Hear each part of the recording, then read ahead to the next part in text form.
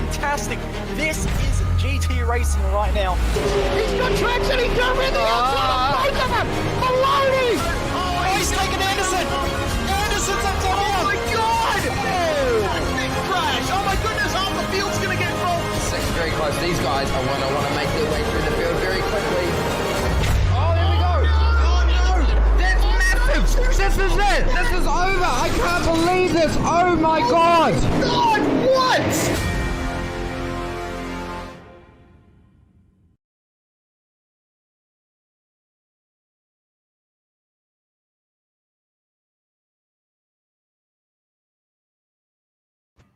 Tonight, Circuit of the Americas plays host to the championship decider, the final round of Ozicar Skip Barber Series. Someone will leave tonight an Aussie car champion, and we have 2 races ahead of us before we can lock it all in stone and put that one away. And hopefully 2 exciting races in the typical Aussie car format, a 15-minute sprint to kick us off, and then shootout qualifying for a 30-minute sort of feature race with a compulsory pit stop. So let's get into it. I'm David Haynes, joined once again this season by Jason Fewens. Jason, tell us what you think Circuit of the Americas. Obviously, pretty modern facility, pretty large track for these Skip Barber cars.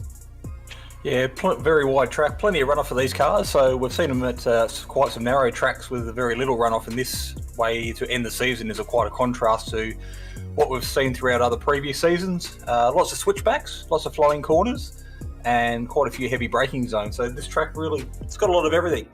Some people love it, some people hate it. And on top of that, there's the odd blind corner. So it's going to be a night to remember, hopefully. Certainly. So here is our championship standings coming into this round. Alex McKellar, 43 points clear of Russell Clark.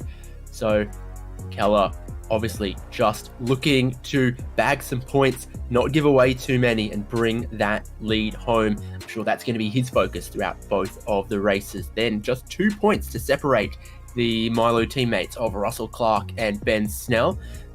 In 4th is Braden Martin, James Chastanoff in 5th, Donald Sabinell in 6th, Dennis Hancock, Sean Mckenzie, Alex John, and Nathan Mites. So maybe if Alex John could pick up some points, he's maybe a bit too far back to work with Alex McKellar for their team's championship there against Clark and Snell, but that is our top 10. Of course, we're going to have our eyes on Alex McKellar and, of course, that battle between Russell Clark and Ben Snell. That is where the championship is going to be decided tonight around those drivers. Yeah, Alex McKellar's obviously got a nice, comfortable lead, but you can never say never. We saw that last night in the Formula Vs where the championship leader had an incident in turn 1 and then had to come back in race number 2. So Russell Clark and Ben Snell, that's where the eyes will be tonight, and Braden Martin will be hanging back there in 4th at the moment, waiting for any opportunity just to sneak into the top 3. So there'll be action happening all through the field, and fingers crossed those guys up front can have a clean race and see themselves at the checkered flag.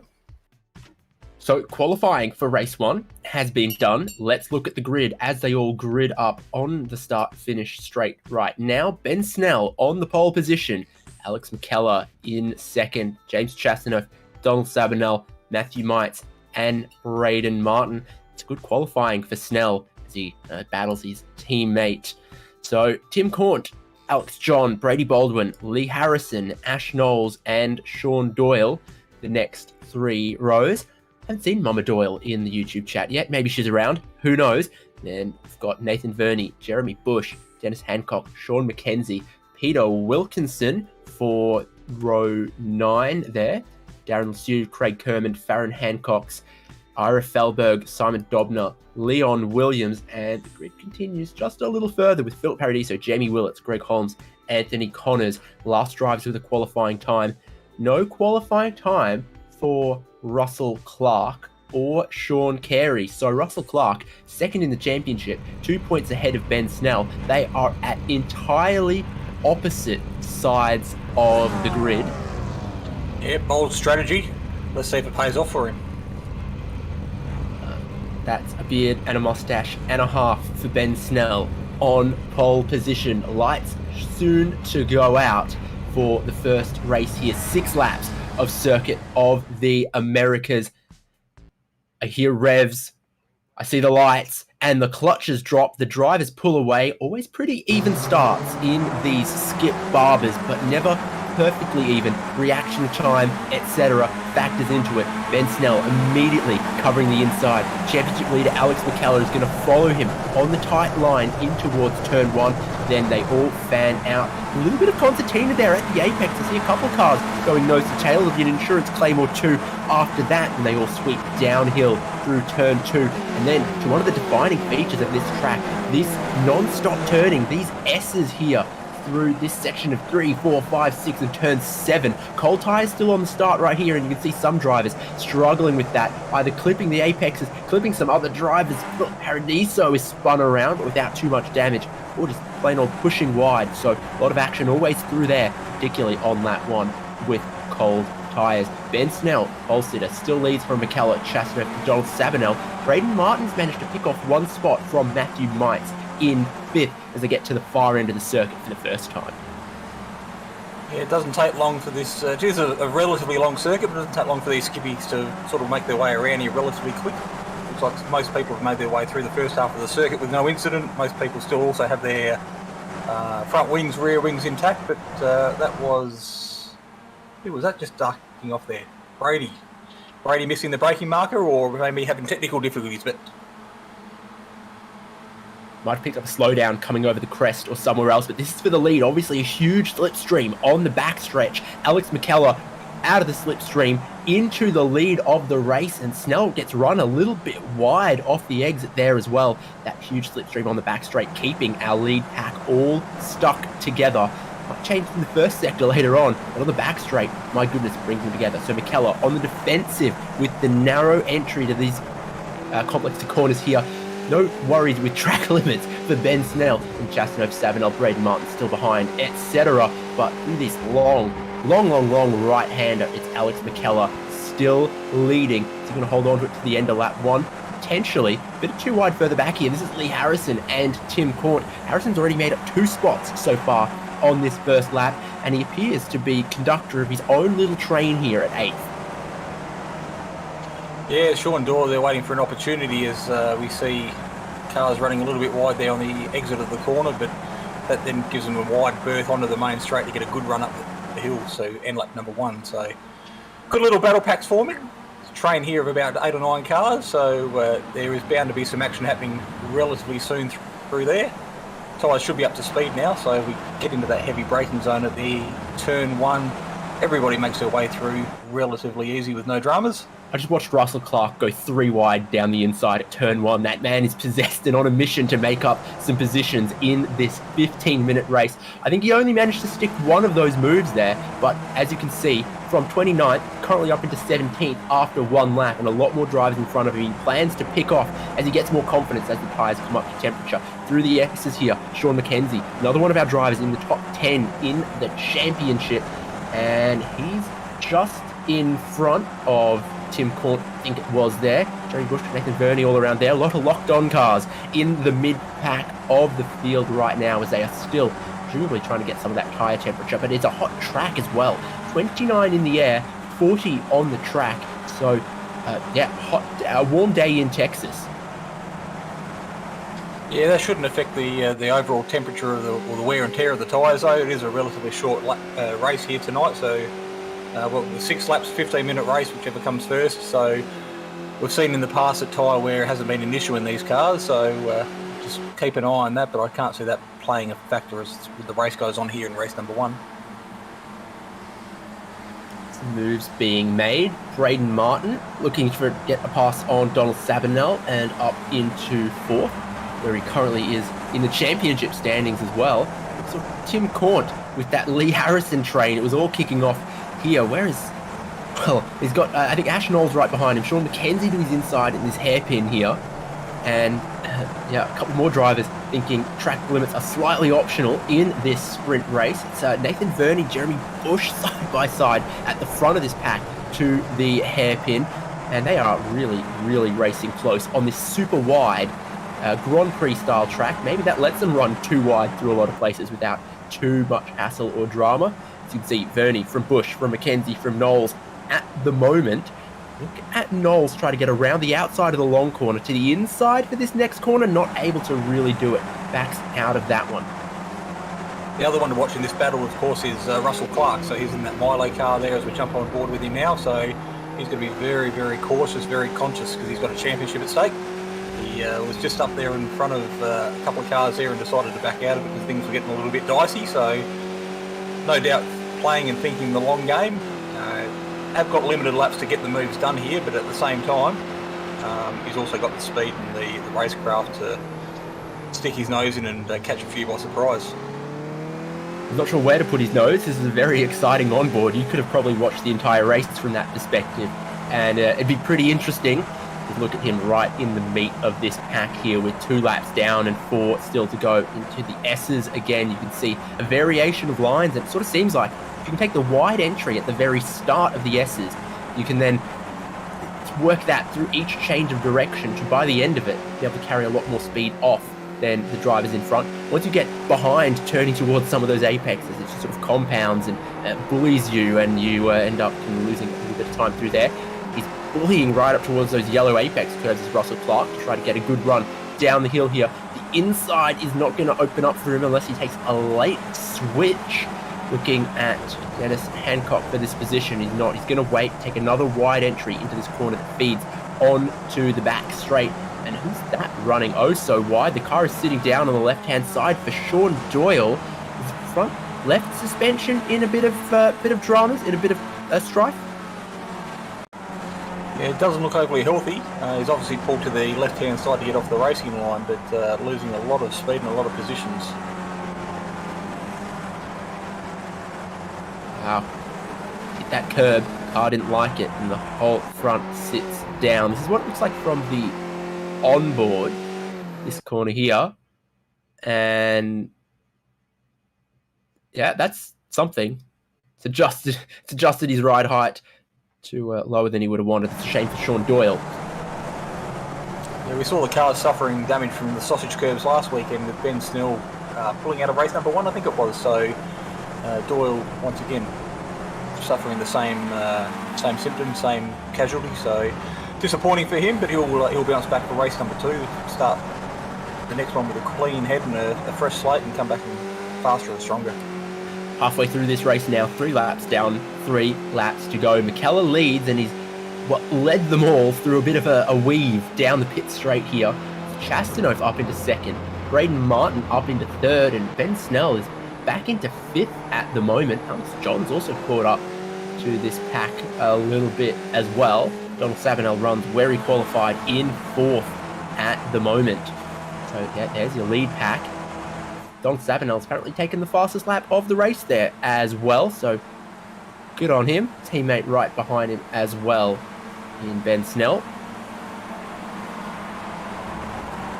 Yeah, we've seen the 2 green cars work together before, and obviously they're following each other in tow at the moment, so they might be able to pull a bit of a gap on the cars behind them and even carry a bit of speed and catch up to the back of Braden Martin there and sitting in 4th.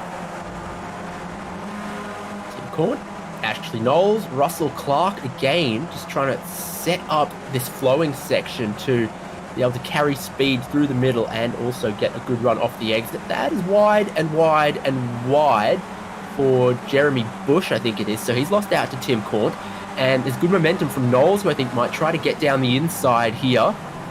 Knowles is going to try, throw it in very, very deep. Is that going to work, or is that a problem looking to happen? No, manages to make the apex somehow, but I don't think he carries the speed off that he was looking for.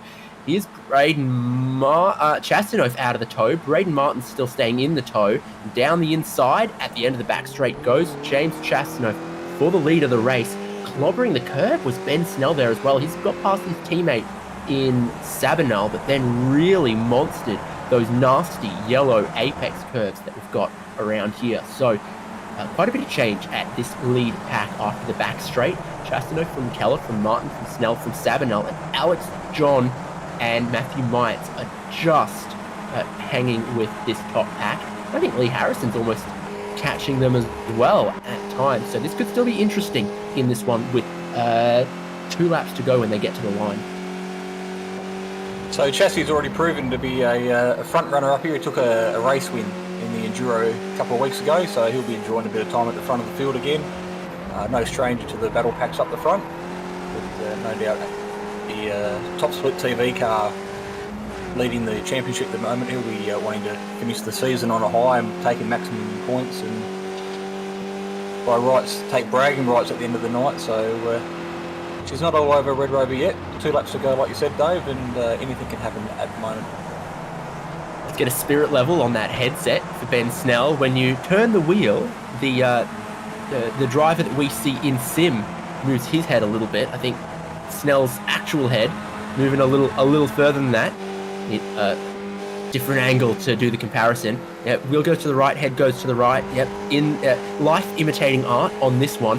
And again, he's just trying to keep that thing in check, trying to keep it in a place where he'll maybe be able to strike on the back straight. He's right up behind Braden Martin, who has compromised his entry into this uphill a little bit, potentially. Keller is all over the back of Chastity, and I don't think they're getting away from these drivers either. So all to happen on the back straight here will be a good one to watch. Alex John is with the lead pack now here as well.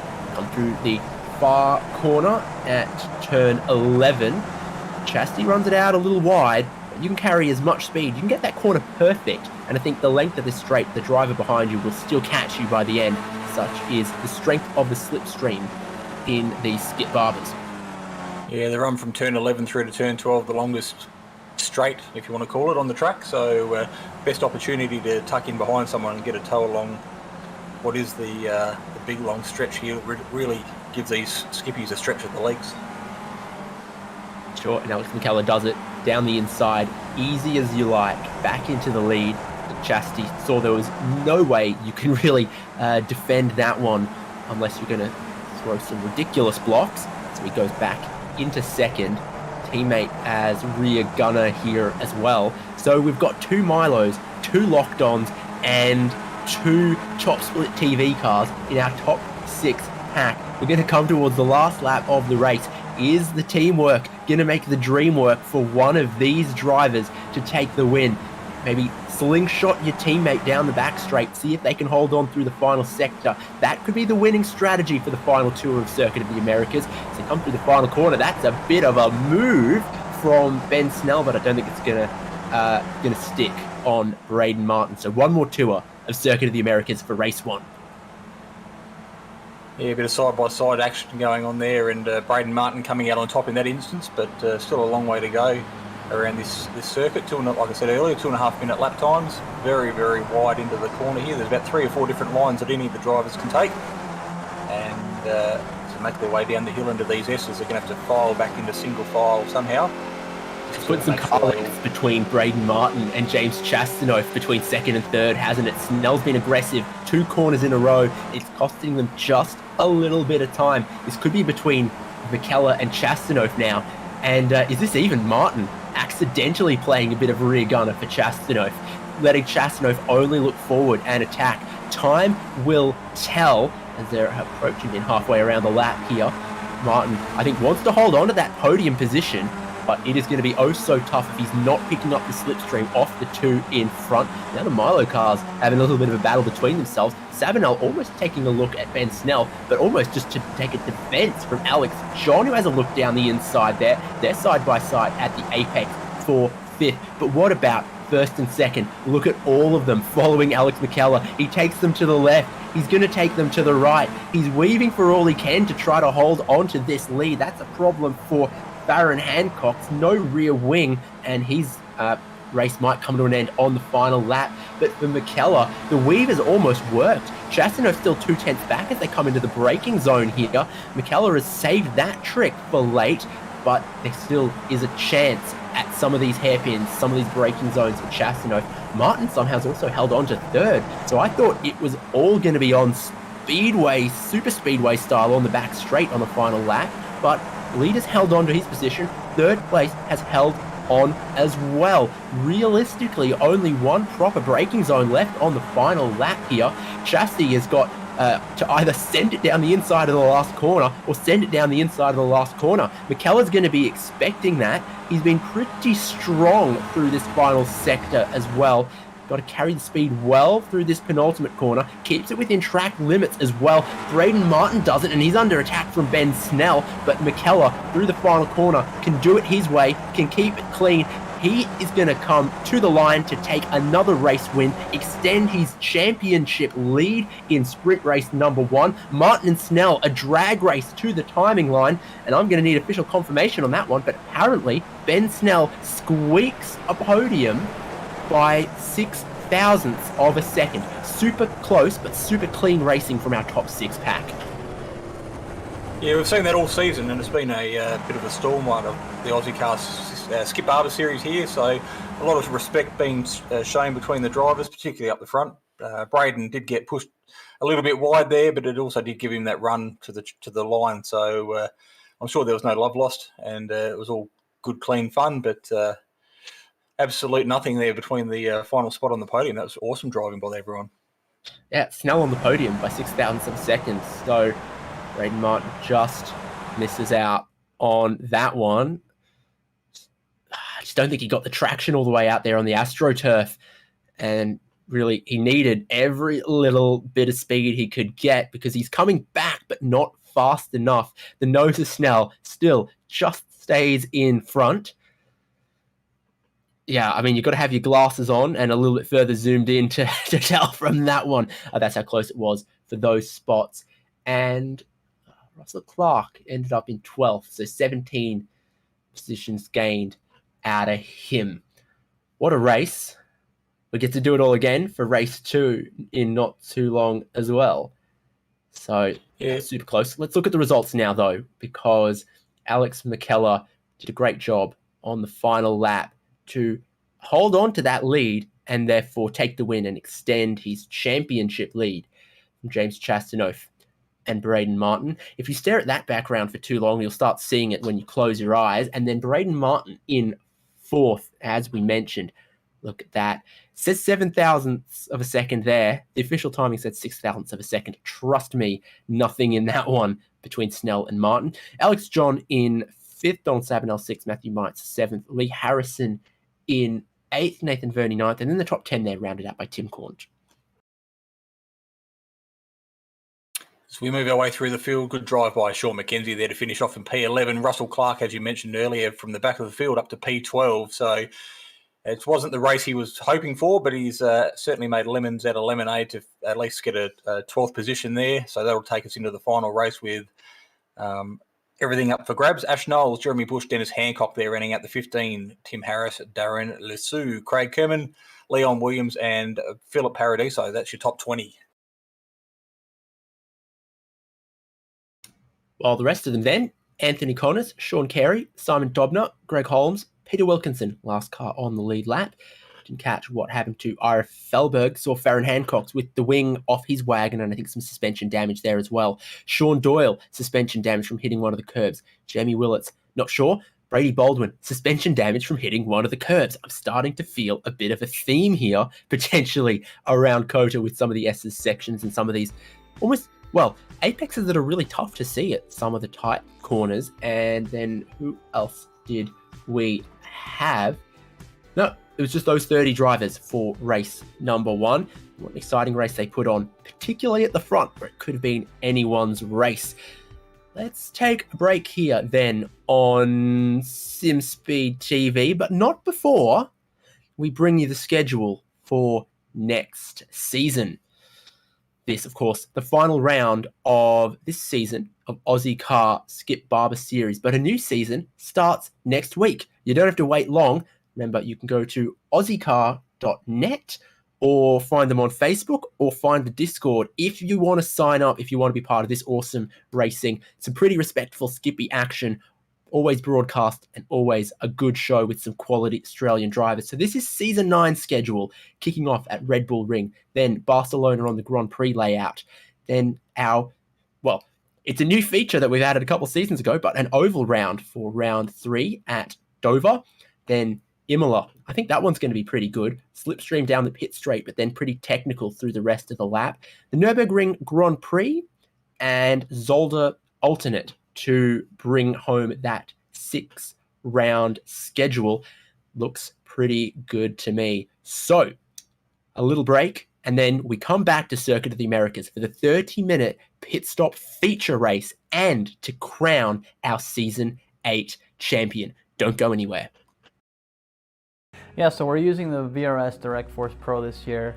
We have a wheel adapter right here, so I'm using the rim I used last year, but the motor right here produces a lot of power, a lot of precision, and it helps me, just feel the car more, feel the car a lot quicker, especially, this week we're at Sonoma. I can feel it, when it hits the curbs, any little change in the car, the wheel reacts a lot quicker than your typical gear-driven or belt-driven wheel. For example, if you're on oval and the rear tires break loose, force feedback on it corrects a lot quicker than your typical wheels. There's no resistance pretty much as far as being able to make quick corrections on the wheel. So all that, paired with how precise the wheel itself is, it makes it to where it helps you as a driver, to find that extra hundredth or thousandths of a second. So when you're getting a direct drive wheel, especially the VRS wheel, it's heavy duty. It's got good weight to it, it's not a plastic toy. It feels like you can really beat up on it. A lot of people have issues with their plastic gear-driven wheels just kind of breaking after a couple years. This thing just feels like it can go forever. The forces are really strong where if you might have to let go of the wheel if you get into the wall. You can adjust all that with the settings on it and stuff, but the wheel itself doesn't play around. It's got way more strength than you could ever need, and that's what makes it good, that you can adjust that down to whatever the car needs. So initially you'll be able to get the controller box and the motor together, and eventually you will be able to add a rim onto that option. They'll also be including a button plate on it to put on the rim to have all sorts of different buttons and functionality. Also, pedals are coming, so that's a pretty big deal as well. Hasn't been covered too much, but the goal is to also have pedals to go along with the Direct Force Pro. So that's pretty exciting. The wheel feels good. It feels very much like a real world steering wheel. You just kind of feel like what you would imagine the car to feel like. A real steering wheel in a car is very smooth, it's very direct, very quick, and that's what this wheel feels like.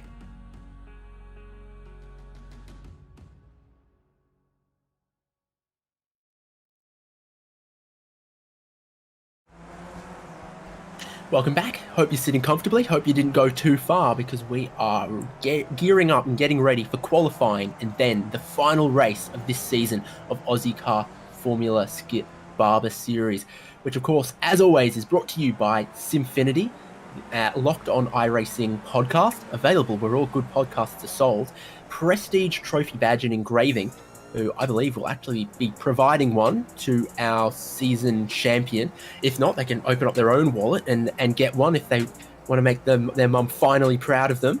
And 24/7 race control there as well, making not only this season and competition possible, but also the broadcasts as well here on Simspeed TV. Speaking about us, we will be broadcasting next season, both of the Ozicar Formula V and Skip Barber Series, so make sure you're following us on all of our platforms: Facebook, YouTube, Twitch, Twitter.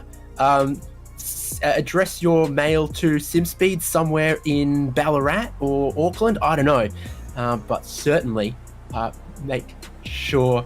I meant to say Bendigo. I was thinking of what's a horrible town that starts with B? No, okay, I'll stop. Oh, Jay, come on. Fair enough. All right, well, with all of that shenanigans, I think, a little bit out of the way, I'll bring my man Jason Fewens back in. We saw some really interesting racing in race 1. Not many laps, though, because it's such a big circuit. And for our 30-minute race, that means it sort of narrows the option on the pit strategy, because there's only a pit window of, it's going to be 6 or 7 laps, isn't it? Yeah, so traditionally we've seen everybody dive into the pits for the end of lap 1 and then just do a clean run to the checkered flag. So that's something that's potentially going to be changed up again next season. So this will be the last opportunity these guys get to do that. So the European vacation, as the Aussie car guys have dubbed it for next season, is going to make a few changes, and that's just one of the strategies that they've come up with to try and make things a little bit more interesting and to add a bit more spice and variance to people's pit strategy. So I expect to see a majority of the cars once again dive in at the end of lap number 1, get those tyres changed, and just drive like the clappers and get themselves through to the final drop of the flag for this season. The delight of these big grids of 30 cars, though, is they often surprise us. So we're going to find out. But first off, it's qualifying. Is that a safe pit exit for Ash Knowles? If it's not, that's going to put a real dampener on your qualifying. But obviously, looking on this outlap for a bit of tyre temperature, track conditions haven't really changed from race 1 to now. I think that was an unsafe pit exit, Ashley Knowles. I spy with my little eye something that begins with crossing that pit exit blend line. Even in solo qualifying, rules are rules. Here's someone who's a little further around their outlap though, Philip Paradiso, and of course, one shot here around a big lap like this. No one's going to get a perfect lap. There are so many places an off-track can tempt you to ruin your one flying lap. I'm looking into my crystal ball and I'm saying somewhere between 6 or 8 drivers without a qualifying time at the end of this session. Yeah, well, we saw a couple of drivers suffering that demise in race number 1, and being such a long lap in a short qualifying period, you make a mistake on that first lap and you don't necessarily get an opportunity to get the second one in. So it's going to be critical and a bit of a fine line to balance along to make sure you put yourself in a position where, come the green lights and Barney lets everybody go, that you've maximised your opportunities and not going to get yourself buried in the field.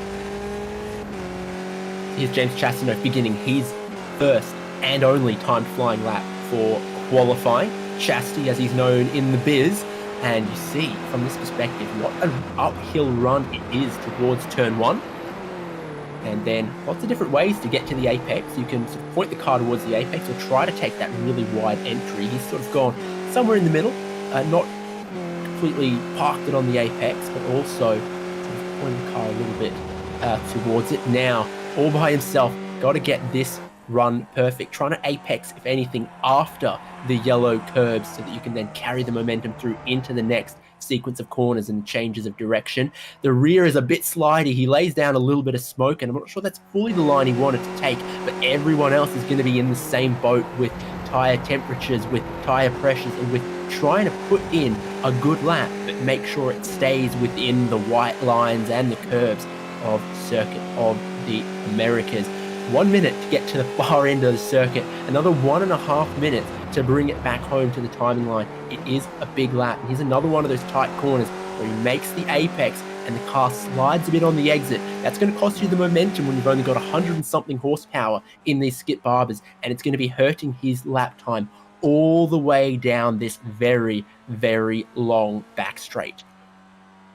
I was listening into the Locked On Lads Discord prior to jumping in and doing commentary tonight, and a lot of the lads were actually complaining about not complaining, but mentioning the runoffs and the off tracks that people were getting. So being such a wide track, there's a sense that a lot of drivers try and get a little bit greedy and make the most of their flowing speed through the apexes, but at the same time, they're also pretty critical that you don't push those limits too hard, because one little incident on your qualifying lap and she's going to make yourself a very, very difficult race. So it's I'm watching the timing here, and a lot of cars are actually putting up a lot of smoke, so there have been quite a few spins on this opening lap here. So I've seen Craig Kerman, Nathan Burney and a few others get loose in their qualifying lap, so I'd expect to see them buried quite deep in the field. Well, here's James Chastanoff with one more corner. He's kept it within bounds through that infamous penultimate corner here, where it just so much tempts you to run wide. Through the final corner, again, no issues. To the line, 230.6. One of the first times onto the board. So it was a quick outlap and a quick lap if he's the first person to put a time on the board. But Braden Martin has just pipped him. More times coming in now, as you see. Matthew Mites, Dennis Hancock. Tim Cornt has slid right into the middle of that. Here is Mr. Ozicar, Ira Felberg. paint hadn't loaded in, but there's an entire possibility that he's running just a pure white car, isn't there? That's a 2:34.3, so not massively competitive. And is it going to count? It is for Ira Felberg, so he really soft pedaled it and maybe had a mistake out there on that qualifying lap. But critically, he does have a qualifying lap. There will be plenty without one. Lee Harrison, 2:30.7, isn't going to stick him to the pole because Alex McKellar has gone to the top of the board with a 2:29.9. Here is Ash Knowles. So he was the one we saw a little bit early, getting keen to get out of pit lane and suffered a penalty in the process. So at the moment, as it stands, only 17 out of our 30 drivers have actually set us time. So just over half the field. Ash Knowles there making his way now towards the end of this flying lap for him. So 2 minutes 29.9 is actually the pole sitting time at the moment. So very, very quick lap from McKellar there.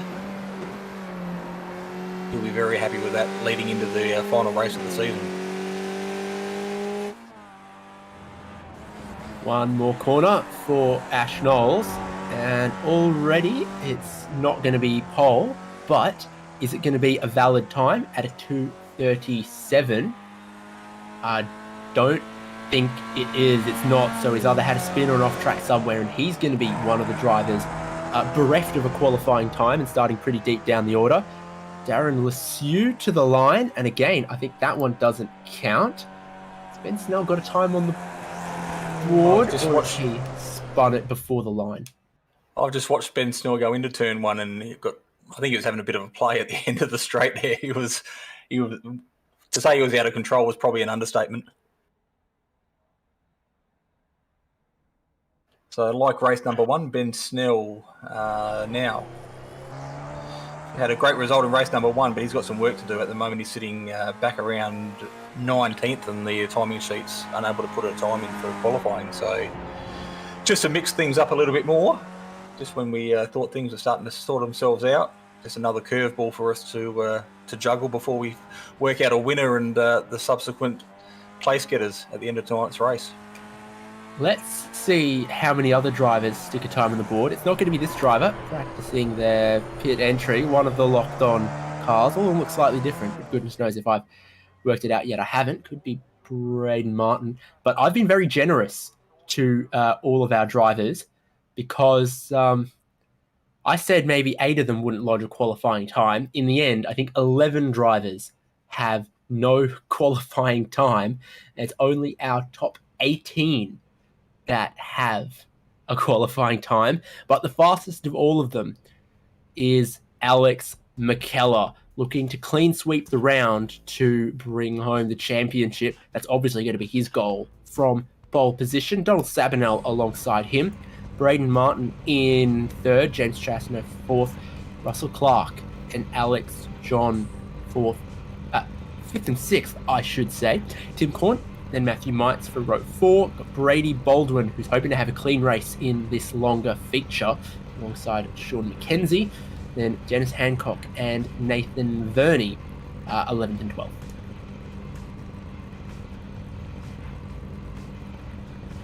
Good mix of cars there in the top 10. A couple were just waiting for them to grid up at the moment, but everybody getting ready to face the final, 12 laps here tonight in this 30-minute feature. So Brady Baldwin will be keen to make amends for his incident in race number 1. As we look here at row 10, rounding out the back of the field tonight, Ben Snell's buried a long way back. Sean Doyle's back there with him. Lee Harrison, who put up a good qualifying time and good practice times, is a long way back as well. He's got company of Tim Harris, Ash Knowles and Farron Hancock's there rounding out row number 12. Yeah, it's got to pick out some of the big names that they're back there without a qualifying time. I'm thinking Ben Snell, Sean Doyle, Lee Harrison. Certainly drivers we saw in the top 10 last race, starting very deep in the grid.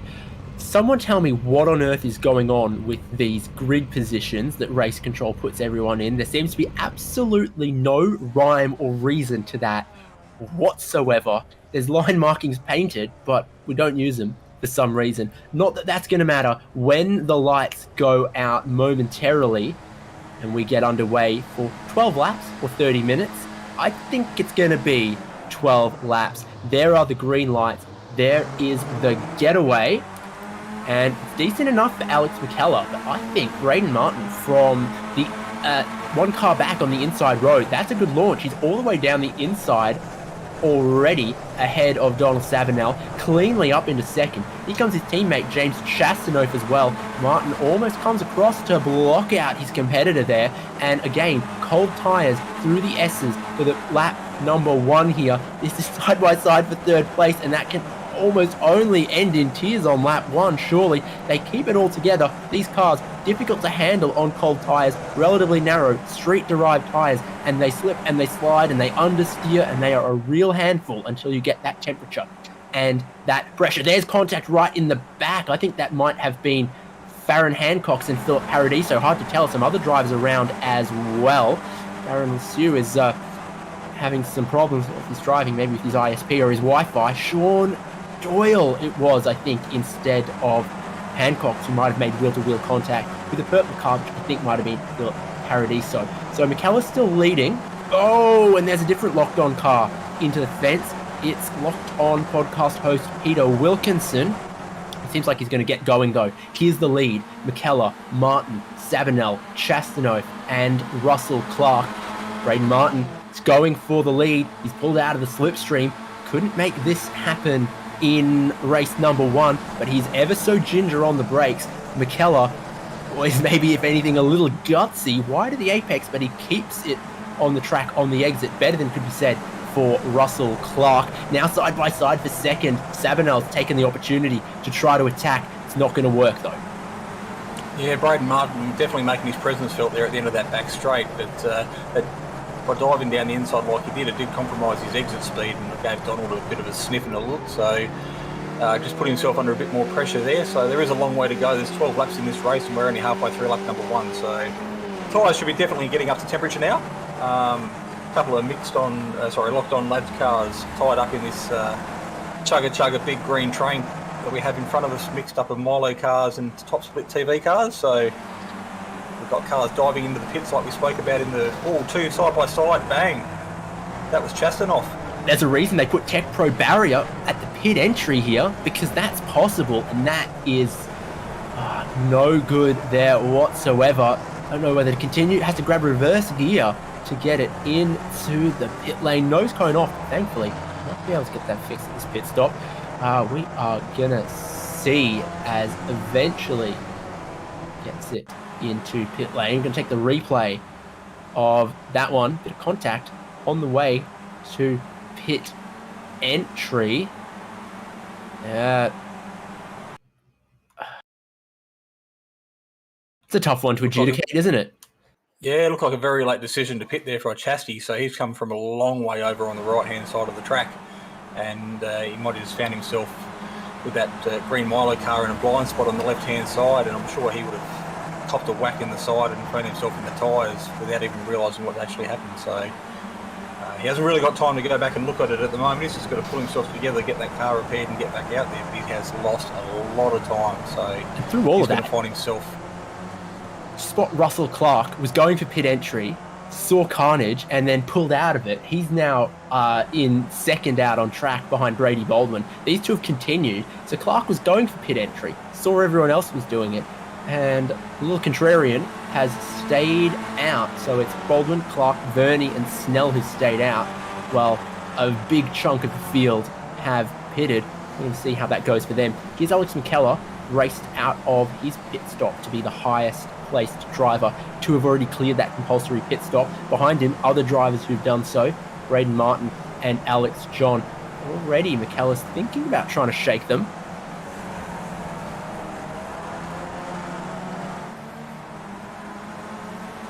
So we're looking at Russell Clark now with Brady Baldwin in his shadow, sort of mimicking every move that he makes.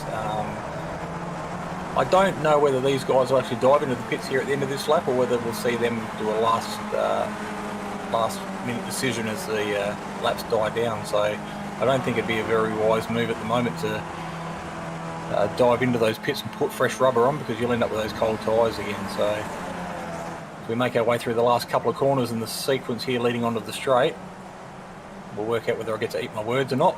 Look at that, I do. What do I know? I'm only a commentator. Oh, that was wide on the entry for Verney. He was almost another driver into that pit lane barrier. Ben Snell continues on. And yeah, now into the lead of the race. So he's making good by doing something different from that start very deep in the field. Here's a scuffle amongst the drivers who could end up being our leaders. Highest placed cars with their compulsory stop. Martin has caught McKellar. Alex John right in place as well, creating a TSTV pincer movement. There is out of the pit lane Sabinal potentially. Oh, and there's contact!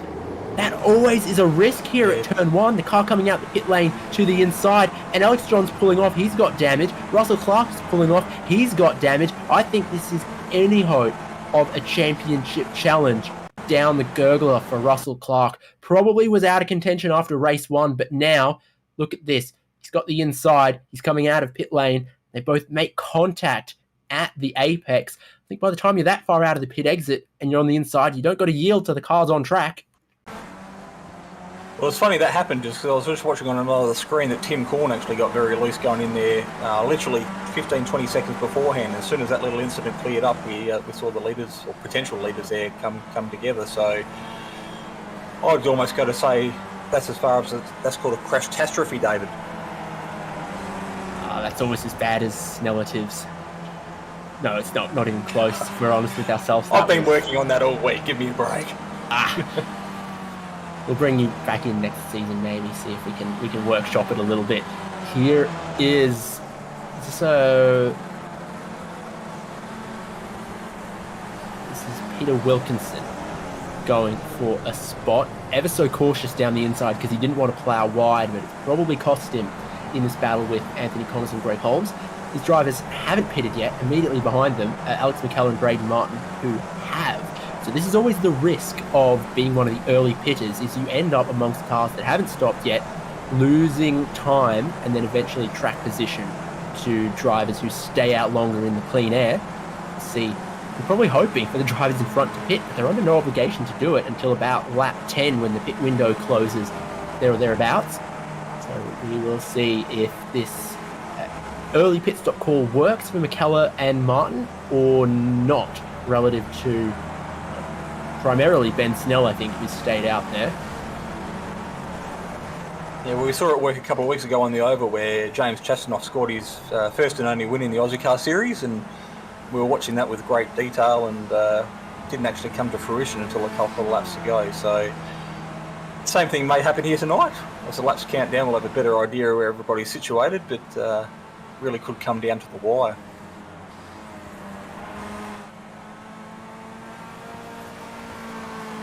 Now, the interesting thing to notice is that none of Ben Snell's laps have counted for a fastest lap of the race. So he's out there, still being scored in the lead, but every single lap, his lap times are being deleted. So he might be carrying a penalty of some kind. He hasn't stopped yet, so it couldn't be unsafe pit exit. Could he have jumped the start? Could he have cut the track somewhere and not given the slowdown?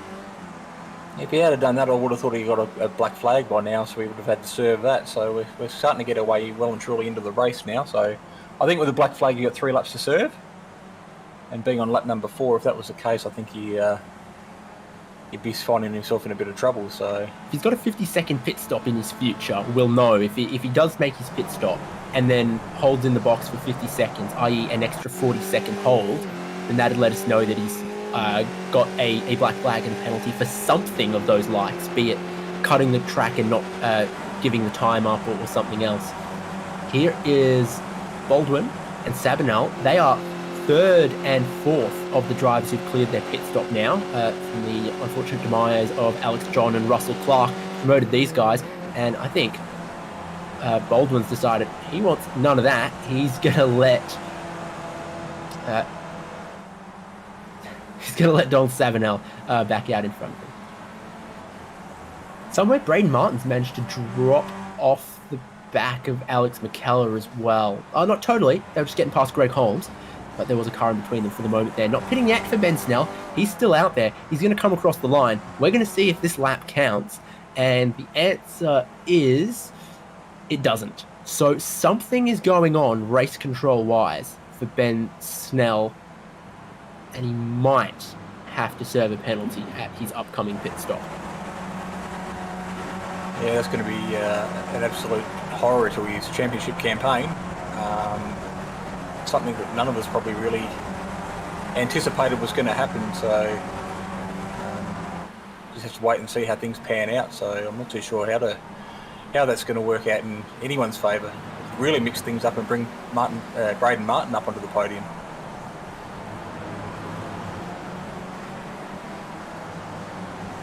So we got Savinel, we got Baldwin, we got Mites here.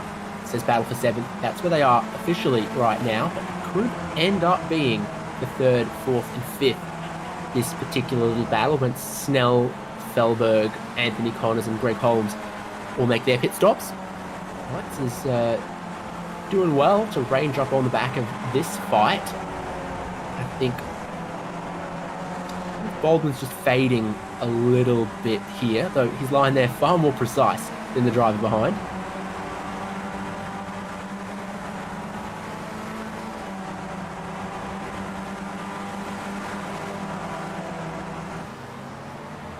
Now this is the effective net lead between McKellar and Martin. Martin's closed the gap back down right in the slipstream on the back straight. To the right is where they set up the temporary stage and Taylor Swift performed after the US Grand Prix one year, and all the fans were on the track here and across there. But we will see if Martin can shake it off.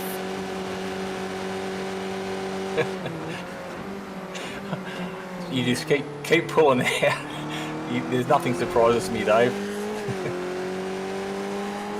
So we'll jump on board with Braden Martin for the Martin. moment, but it is still early days, and we know how powerful that slipstream can be. They can change the lead every single lap if they work the slipstream to their advantage.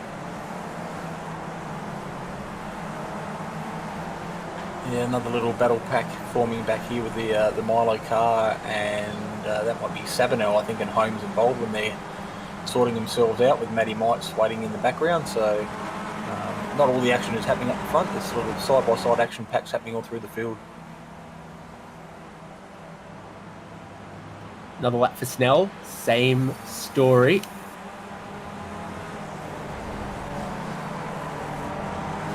Doesn't count. He hasn't officially scored a lap. That's well wide from Braden Martin as he comes to the line. McKellar still right behind him, right within that slipstreaming distance. They're starting to catch Felberg, who hasn't made his stop yet. This is McKellar playing the long game. Obviously, you saw how much he started to close in the tallest gear towards the end of the straight there, and then just rolled out of it. He knows that they're well clear of Savinel behind. He just doesn't want to fight this too early. He does still have a championship to think about. Yeah, as we see Ira Felberg there pulling off to the left and getting out of the way, so these two can get through the field unimpeded at the moment. So last thing Ira wants to do is actually get involved in someone else's battle, so he's got his own little race to worry about.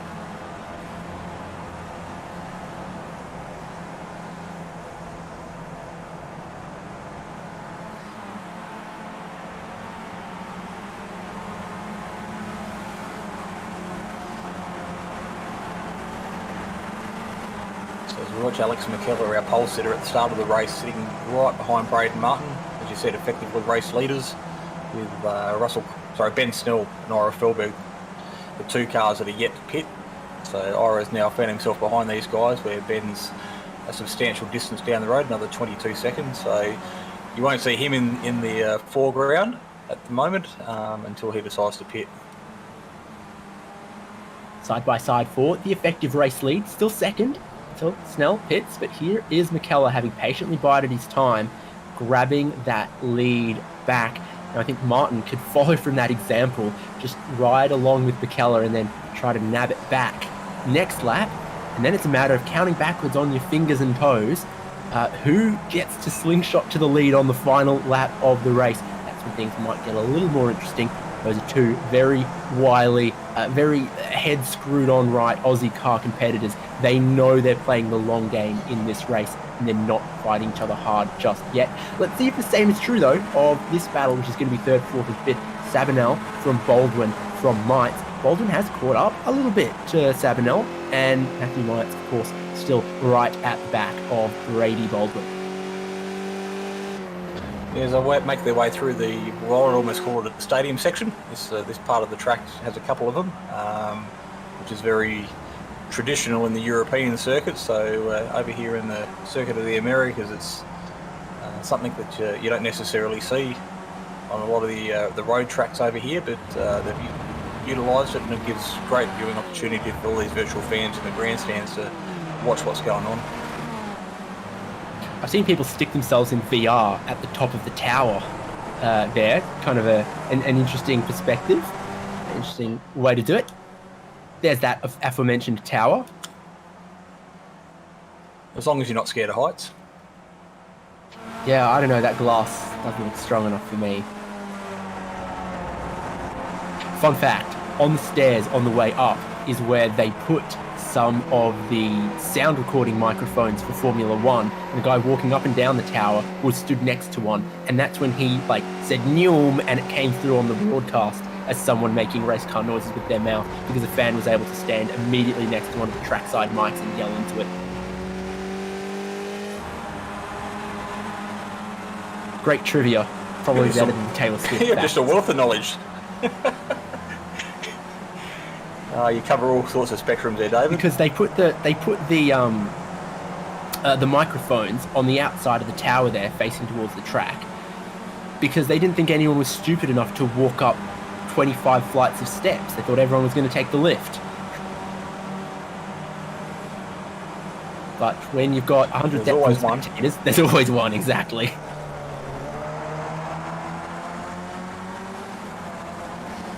So they're catching Ira Felberg now in this particular pack for Sabanel, Baldwin, and Mites, and immediately they've gone and cleared him into that corner at the end of the straight.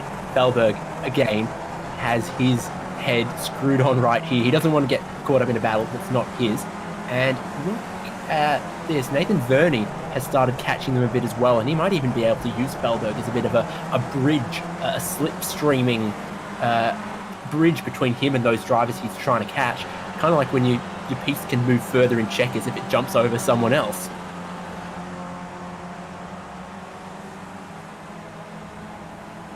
Well, after the trouble that Brady had in race number one, he'll be keen just to make sure he keeps it in between the white lines here and sees the checkered flag. It's only drops it in another 5 laps time. So suffering suspension damage in race number one. He was very dark and dirty on himself for putting himself in a situation where he found himself jeopardised, but he'll be looking to capitalise on this race number two and finish the season on a high note.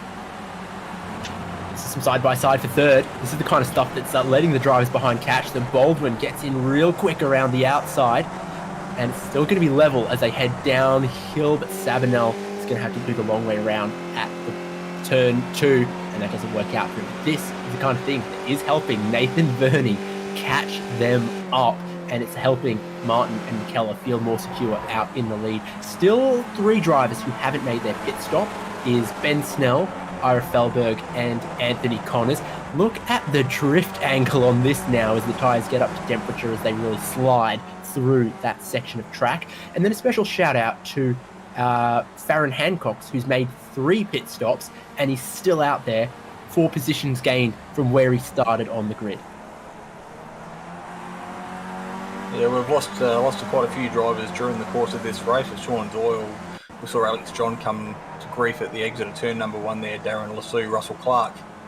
This is Ben Snell, who's leading the race. He's lost 6 seconds on this lap, and that's because he's got suspension damage, and I think he's trying to retire that.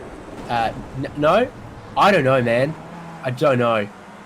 Do they do rallycross here at COTA? He's got a lot of damage on that car. Ben Snell is losing time hand over fist over hand over another fist. Yeah, so it looks like he hit one of those yellow curves coming through the S's in the early part of the track, and from there it's pretty much been a repeat of what Brady Baldwin suffered in race number 1, so he's got a long way to go before he makes his way back to the pits. In fact, I think he was actually trying to shortcut the track there to minimise the need to go through the S's there. Show us his onboard camera, you coward. I wonder how Ben Snell's feeling at the moment as he has to make the pit stop. Maybe earlier than he's planning. It's not going to make it into... Oh, I thought it was not going to make it into pit lane. He was so close to hitting that barrier. That's not the pit entry he wanted either. So he locks it up on the way in. Does he look a little redder than before? He's turned the same colour as the rest of his face, hasn't he? A lot of action going on there. He's working out his pit stop. He's working out everything else. He's probably in for a long stop here, I would imagine. He doesn't look like he's under much duress. Doesn't look like he's in the car at all. That means Alex McKellar and Braden Martin, though, have cycled through as the overall and net leaders of the race, and they're 8 seconds clear of that awesome battle for third place. Sabanel, Mites, Baldwin, and Nathan Verney is absolutely in that fight now. So I think the win is going to be between McKellar and Martin, but who's going to be the other driver to stand on the podium? I dare say still could be any of these four. The little gap has started to emerge between Mites and Baldwin. I think I'm going to call it. I think it's going to be Martin. I think McKellar's going to come the end of the race. He might just settle for second. I know races are races and nobody wants to come second. Everyone's out there to win, but with a championship on the line, he might just play second fiddle here and let Martin score his first win in the Ozicar Series.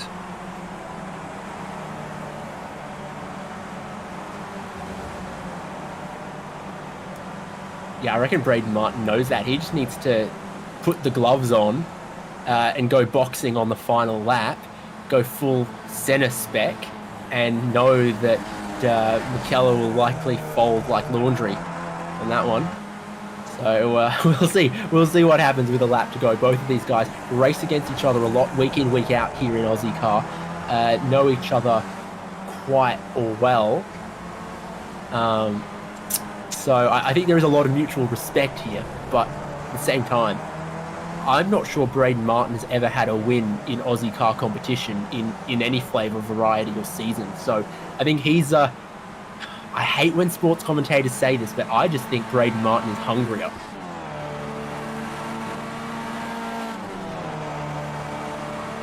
Yeah, he'll definitely know that that's the case. So all he's got to do is make that little skippy as wide as possible. I think these two guys actually run together on a Sunday night in the Top Split TV Sunday Night Lights as well. So I'm sure they've got plenty of track time together and history behind them. So there's definitely respect there between the two of them being shown at the moment. So as the laps count down, I think McKellar's just going to be happy to cross the line in second and take home that, guarantee himself that trophy. Yeah, already grabbed a nice little win for himself in race one. He did. 3 laps to go, as Ira Felberg is now the last driver to have pitted. He's on pit lane right now. Everyone has cleared their compulsory pit stop in race number 2, and it is just a race to the end. And a couple of races we do have. Obviously, this one for the lead battle here, which we watch with great intrigue, but also 3rd and 4th, 5th and 6th. Simon Dobner and Peter Wilkinson appear to be battling each other for 11th. So, yeah, plenty going on. That's always a hallmark of Aussie car as well, is we have some great lead battles, but also you just look somewhere else in the field and there's a bunch of drivers having a great day, being able to battle someone of similar speed.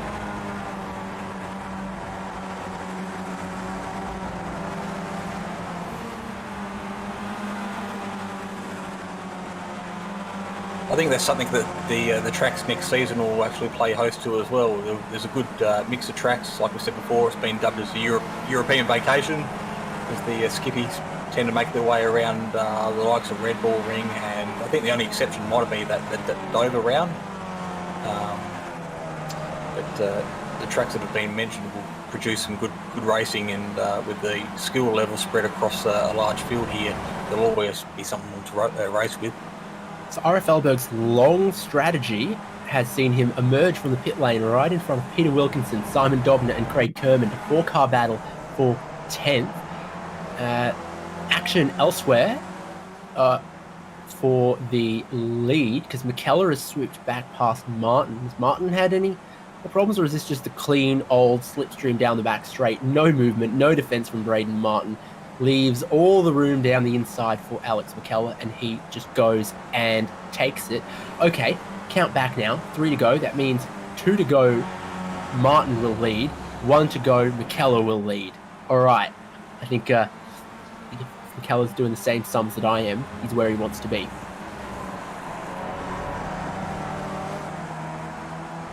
As we make our way onto the straight start-finish line, or towards the start-finish line yet for another lap. It's another one ticked off and another one closer to the end of the season. The guys here at the moment playing the smart game. There's not too much traffic behind them. There's nothing in front of them at the moment, so they've just got to worry about their own little race. And don't necessarily have to have eyes in the back of their head, just eyes forward and make sure they don't do anything silly. It looks like Timothy Harris and Leon Williams, despite Jay Kennedy's best efforts to confuse us. And looks like the position gained for Harris. He's now going to try to catch Connors. Here's the lead again, though. McKellar and Martin in it. They are really, both of them, just in this holding pattern, waiting for the last lap, I feel. When was the last time we saw either of them even attempt to defend anything? They have their, alarm set for final lap of the race, and then they're going to wake up. Yeah, they might be playing a few little mind games between themselves, because leading into this last lap and that big long run we spoke about earlier between turns 11 and 12, I don't think anyone's particularly going to want to lead, because you'll be literally handing the car behind the slipstream and potentially the race lead going into the last sequence of corners. So as we say that, Braden Martin goes for a big look down the inside. Yep, right on schedule. They swap. Martin comes back onto the racing line. I think McKellar has to get on the brakes a little earlier than he was initially thinking. But hey, there we go. Martin to the lead. Both of them still 7 seconds ahead of Sabanel. I don't think that gap is going to close in a hurry without any contact. And left-hander there, an interesting one where on a last lap you kind of can throw it down the inside if you really feel like it. Normally not an overtaking opportunity. That's one of those places you don't need to worry about defending so much earlier in the race. Come the last lap, everywhere could be an opportunity if the driver behind is right at your gearbox. Say gearbox, I mean rear bumper or rear whatever that bottle of non-determinate fluid is, right at the back of these cars on the left-hand side. Very non-committal of you there, David. I still don't know what it is. Shall we?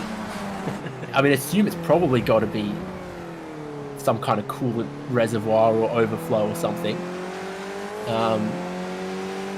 But it has no branding on it. Whatever it is, it finds itself very vulnerable at the back of these skippies.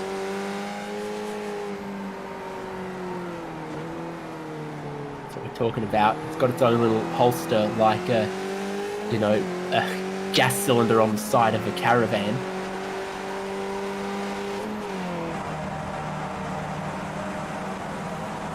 Final lap of the race, though. Who can win it between Martin and McKellar? Who can win it between the teammates we see battling there? Governor and Kermond. That could be interesting. Now, so Braden Martin, what's he going to do? He's leading now. He knows McKellar's going to get a huge run at him on the back straight. Is he going to try to weave down the back straight to defend this one? Is he going to let McKellar have it, then slot back in and try to do a double leapfrog down the back straight? What can Martin possibly do in this situation to either defend from Alex McKellar or get back at Alex McKellar in the final sectors of the race? Looking rearwards from Braden Martin. The brain, I can hear the cogs turning. McKellar waits till late down the straight to move to the inside because he doesn't want Martin to be able to switch it back. They come down towards the braking zone here. He's still going to try to switch it back. He's going to look in the mirrors and he's still going to make the corner critically for Braden Martin, but he's signaled his intention to make McKellar work to clean sweep this round. They're also battling in the background there between Sabanel and Mites, but that's not for the win. It's for the final step on the podium. Great battles everywhere in the top 6. You love to see it to bring a season like this one home. Martin, he's pretty close now, but it's just nowhere but that final corner he could possibly make an attack, and that's where he himself got outfoxed in race number 1. So can he learn from that mistake to now overcome in the final race, or is he now condemned to second place with opportunities rapidly dwindling? One more corner, you know he's going to look. He has to look. He's not close enough though. So McKellar, clean drive off the final corner. He's going to clean sweep the round, and Stella McKellar is your Ozicar Series champion for Season 8, bringing it home with the double wins. Yeah, Braden Martin there doing a very good job to come across the line in second. He ducked off to the left-hand side of the track there, so I think he was just quite content to bank the points. Something we haven't spoken about though, David, as the race continues, is what that's going to do for Braden Martin's championship points, with the likes of Snell and Clark both suffering some trouble there in race number 2. So as the championship points work themselves out as the rest of the field cross the line, we're going to have to keep an eye on that and see how things pan out. The battle for 11th now. Peter Wilkinson managed to shake himself free, and Felberg trying to hold off teammates of Dobner and Kermond. Again, potentially a bit of a replay of what we saw for the leaders, but Dobner a lot closer, forces Felberg to defend. Is that Anthony Connors? Someone in the background locked it up, but around the outside is not going to work for Simon Dobner. Felberg's going to hold on to that one, and it was Timothy Harris who actually managed to pick up a slide in the penultimate corner. Yeah, is he losing out spots here? I think he must be. Yeah, 2 positions lost in the second to last corner. Of course, a very, very short run to the line as you exit the last corner, so it comes up very quick. There's not a lot of opportunity for drafting anybody along that straight, so if you're second or behind somebody coming out that last corner, that's pretty well where you're going to finish the race.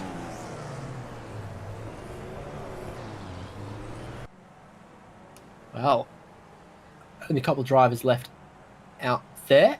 Almost everyone taking check flag right now. I think it's got Jamie Willits and Sean Mckenzie, but I don't think any change is going to happen there. Alex McKellar, your winner. I think Martin actually picked up a slowdown at the end there to see that he's finished 3 seconds off. And then Donald Sabinell completing the podium. Matthew Mites, Brady Baldwin, Nathan Verney, Dennis Hancock, Jeremy Bush, Tim Cornt, and Peter Wilkinson, the top 10 in the final race of the season. Then Ira Felberg, his long strategy gained him +5 positions, but Craig Kermond, no qualifying time for the second race. It's come from 27th on the grid to finish 12th, and I think that makes him the biggest mover in the race. It sure does. Craig Kermond, 15 positions gained, ahead of Simon Dobner. Anthony Connors and Leon Williams both managed to sneak by Tim Harris in the final lap. And then Philip Paradiso in 17th, Mckenzie 18th, Farron Hancock's 19th. Sean Carey, the first driver off the lead lap. Then Jamie Willits, James Chastanoff, Ben Snell, Ash Knowles, Darren Lesueur, Russell Clark. All retirements here. Greg Holmes, John Sean Doyle, and Lee Harrison as well. It's actually quite a few scalps in this longer race. Well, we've crowned a champion. We've brought the season to an end. Let's get some thoughts from some of the drivers in today's race. And I think it's only fair to go straight to the race round winning clean sweeper and season 8 champion. Congratulations, Alex McKellar. G'day, David. G'day, Jay. Look, thank you. Really stoked about that. Not just the night, but the season. I really set myself a goal this season to try and win it after finishing second 2 times before. And it's a tough series. A lot of good mates in here, and we race together well. But it's not easy, to get ahead of them. And so to come out over the long term is really rewarding. And I'm pretty stoked. You've been buttering up Braden Martin pretty good, writing some nice things in the comments of his Twitch streams. Is that why he rolled over on the last lap and let you clean sweep it? Yeah, I don't know. Can I tell you, I'm really pleased for Braden that he's had the good result, and I think that puts him on the podium in the championship overall. He's been plying his trade and he's working hard at it, improving, and I think his consistency and his improvements this year have gone to put him where he is. And watch out next season. I think he'll be a threat. Oh, that carries some weight coming from our newly crowned and reigning champion. Talking about tonight, though, how'd you find Circuit of the Americas? I think it's a bit love it or hate it for people, particularly in these lower horsepower cars. I mean, maybe you love it because you've come away with 2 wins, but how'd you find the racing? Well, it is a challenging circuit. I think it's a polarizing circuit. People do love it, but I think probably they're in the minority. The racing here tonight was interesting. Like, I mean, you got the challenges, and challenges are different parts of the circuits, and people were quicker. Like, I was quicker through the S's than Braden, for example, but I think in the tight section in the last sector, he probably had me right up until that final 2 corners. But the racing itself, I think probably the lack of experience here showed a bit, because certainly at the front, there wasn't a lot of overtaking. It was pretty sedate. You sort of waited till the end of the straight. I think more through inexperience and not knowing where to push than anything, but it certainly represented a unique challenge of quite a difficult track. Well, I don't know what else to say to you other than congratulations once again. And, I think finishing 10th in both races probably would have done the trick, but you've done it in emphatic style. Where are you going to put the trophy in your house?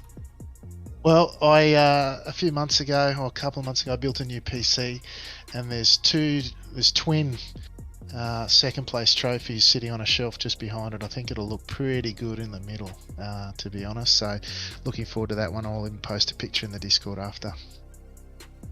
Bet you will. Congrats once again. Anyone to thank? Yeah, absolutely. Thank you to Ira for putting on a really challenging series. I've said it before, he keeps it creative and that keeps it interesting. Thank you to the drivers out there on track, both the guys that I race with regularly, who we have a good laugh in the Discord while we're doing it, but we're pretty competitive out on track. But to the guys that turn up each week, the guys who are competing for the 2K Cup, or the 2K Road to 2K Championship in here, again, another brilliant innovation that keeps people coming back. To the sponsors of the series, Prestige Trophies, the Locked On Boys, and Ira himself, who makes such a brilliant job of it. Thank you to my teammate, of course. Didn't have the best luck tonight, but hopefully we come away with the series, and his good selves for putting on the broadcast. Certainly looking forward to watching back tonight one. So thank you very much. We're not worthy. Thank you, Ozicar Skip Barber Series champion, for joining us. Thanks, guys. See you later.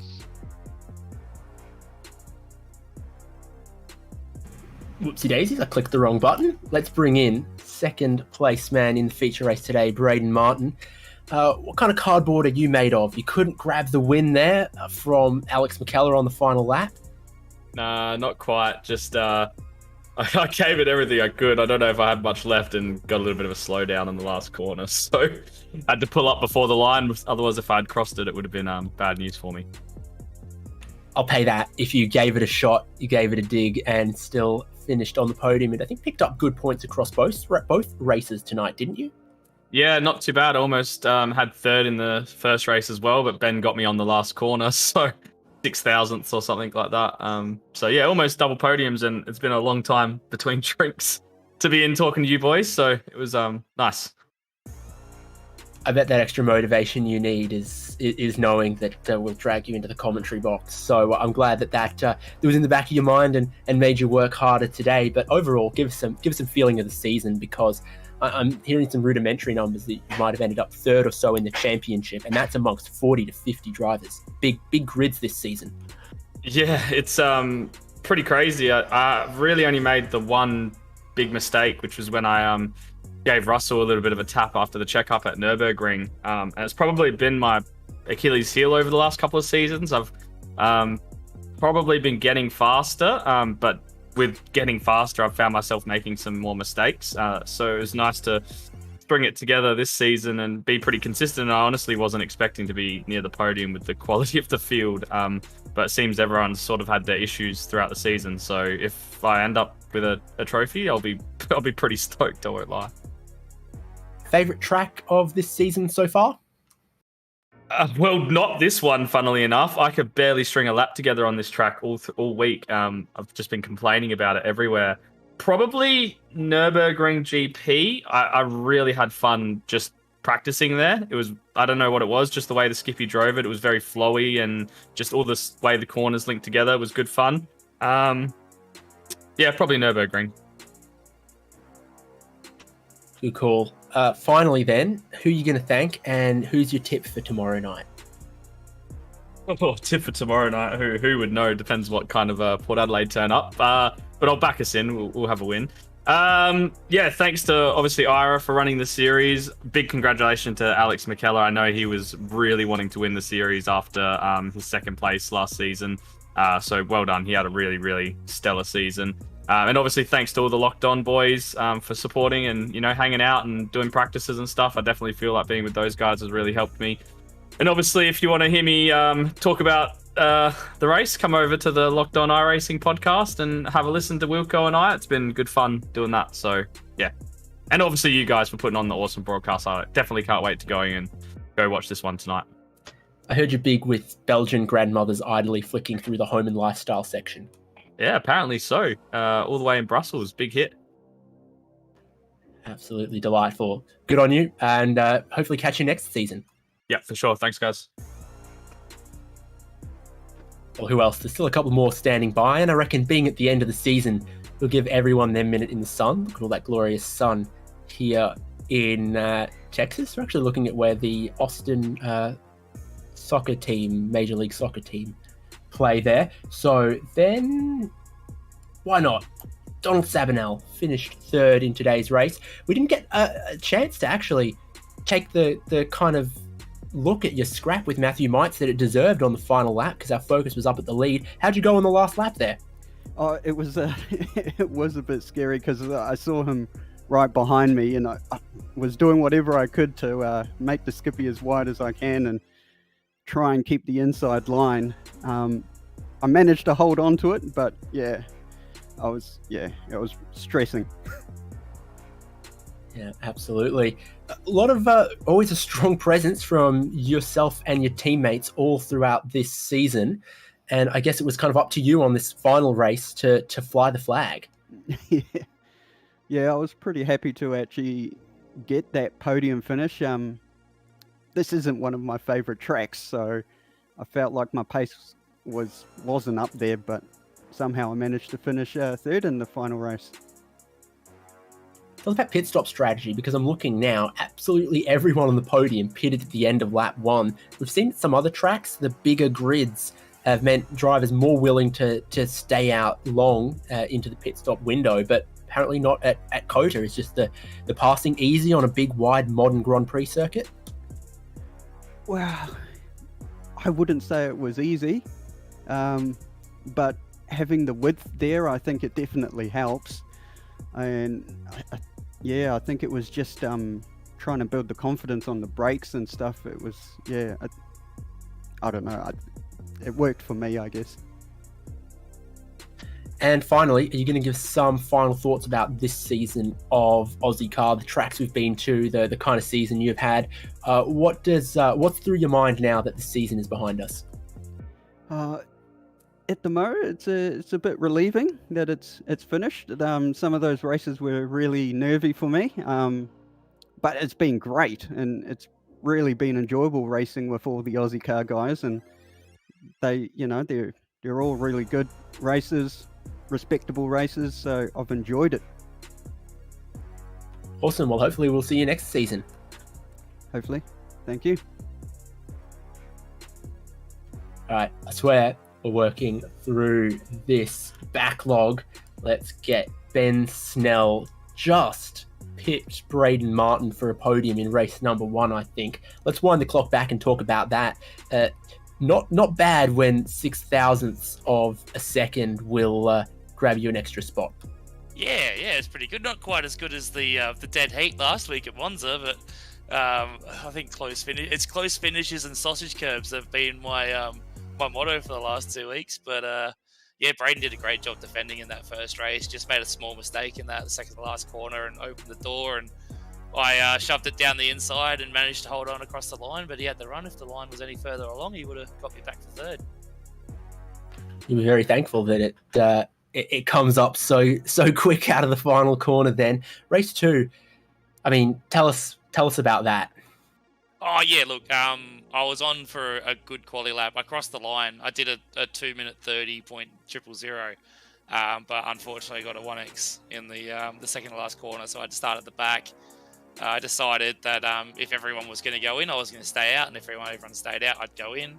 Everyone went in, so I found myself in the lead, and I just went, all right, head down, bum up, try and do some laps, and actually started getting a good rhythm, started getting some good laps in, and then just got sausage curbed through the S's, and it just busted my right wheel, and that was all she wrote. You win some and you lose some, I guess, when we've got big grids and a lot of pressure like this for these seasons of Ozicar Skip Barber. You looking forward to any tracks for next season? Obviously, there's some that are going to make their Ozicar debut. We've got Red Bull Ring. I'm not sure if I've seen Imola before. Going to Dover for the Oval. What strikes your fancy there? I'm not looking forward to having to buy Dover because I don't know if I'll ever use it afterwards. But I love Zolder. Zolder is such a fun track in a skippy, so I'm really excited to see that on the schedule. Good call. Well, I might have shortchanged one of your teammates earlier. So have you got any thanks to give? Any shout outs? Of course, big shout out to Milo, all the boys in the Discord, and the Top Split guys. The green wall in the Discord, always a good fun, good chat. Shout out to you guys for putting on the broadcast. It's always good to go back and have a watch. And big thanks to Ira and the Ozicar crew for putting on such a great series. Awesome. See you in a week, maybe. No worries. Thanks, guys. And then last, but definitely not least, it's Ozicar Series admin, Ira Felberg, and 11th place finisher today. Let's start about today's race, because I think you were kind of alone on that strategy to go really long, and then I saw you emerge in 10th or so. It actually worked out pretty decent. I don't know if we should really be wasting our time talking about top 10s, but look, I asked a race engineer once, like at my format, what do you reckon? And he basically said, look, go as long as possible, because, the probability is that the longer it goes, then the more chance there is of stuff happening to the people that you're racing. So it doesn't always work out like that, but definitely sometimes. And like, what Braden did there, he did the smart thing. When he saw them go, he went. If he'd have stayed out, he could have got hung out to dry. So I just had a pretty clean race, really, for no practice, and had a lot of fun, racing Craig and Wilco at the end there, and Anthony and Greg in the first race. So yeah, it was a lot of fun. It was, good track, I reckon. I didn't mind that. I thought the racing was pretty good. Good grids this season for Ozicar Skip Barber Series.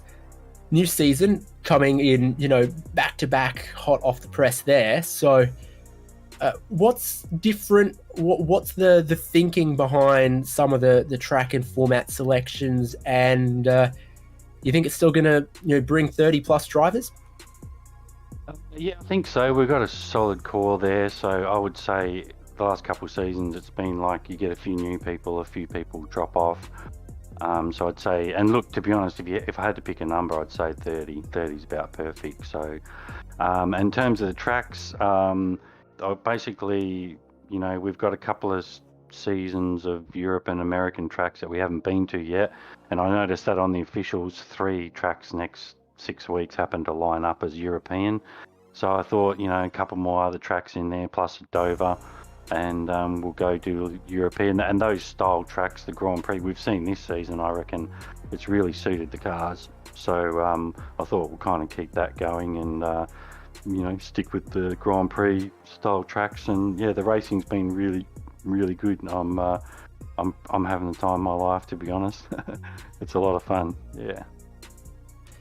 Big Boss Man, your moment in the sun, what message have you got to deliver to people sitting on the sidelines watching these broadcasts thinking maybe it's for them? Look, honestly, I know it's going to sound a bit overstated, but yeah, I'm literally, I was born in the 70s, so I'm literally having the time of my life. It's a lot of fun. It's mostly a positive experience. There's a lot of clean, respectful racing, and if anybody does want to jump in, best place to go is ozicar.net. Just go on the website there, and the forms are on there, and jump onto Ozicar Discord. Links are on there. And yeah, I just want to thank real quick the sponsors: Prestige Trophy and Badge, 247 Race Control, Simfinity, and the best podcast on iRacing, Locked On Lads podcast. And I just want to do like a shout out for something different. I just want to give like a shout out to the Leon Williams and the Simon Dobners and the Craig Kermans, because you know the winners get their glory, but these are the guys who rock up every week. And pardon me, in my book, they're kind of like the best and fairest of the club, you know. And yeah, they get run into and beat up every now and again, but they never complain, and they come back and they're always having fun. And that's really what Ozicar's about. And last but not least, obviously, thank you guys, Dave, Jason, and Jay, for all the work you put into the series. And I couldn't tell you how many comments I get about the broadcast. So yeah, just want to say big thanks to everybody involved for another good season. Thank you. Good on you, Ira. Looking forward to going forwards. Yes, next week. Exactly, and everyone's going to see it here on Simspeed TV. Once again, there's the schedule: Red Bull Ring. Look at that beautiful bull. Then Barcelona on the Grand Prix layout. Dover for the Oval. Will definitely be something different. Let's not knock it till we try it. I said Imola is one that's I've got my eye on. I think it'll go well for these cars. Nürburgring Grand Prix. Well, today's second place man, Braden Martin, said that was one of his favourite tracks out of the season just gone. So maybe he'll finally get that win there. And Zolder to bring home the season. I think some of the Team Milo guys are looking forward to that one. You'll see it here on Simspeed TV. Once again, follow us, all of our platforms. I've been David Haynes, Jason Fewens with me all season long. Jay Kennedy, our producer. Once again, congratulations go to season champion, Stella Alex McKellar.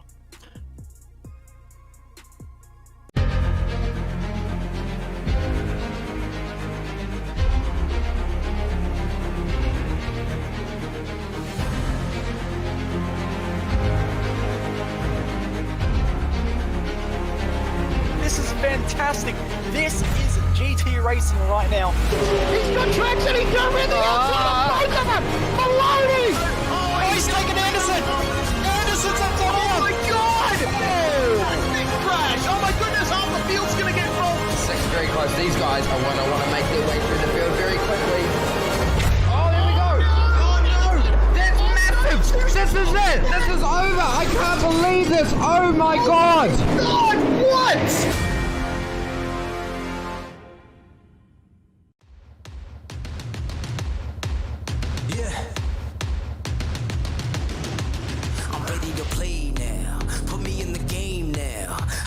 Prove it, I'm ready to do it, I can't be afraid now. Put me on the stage now, I'm ready to rage now. I feel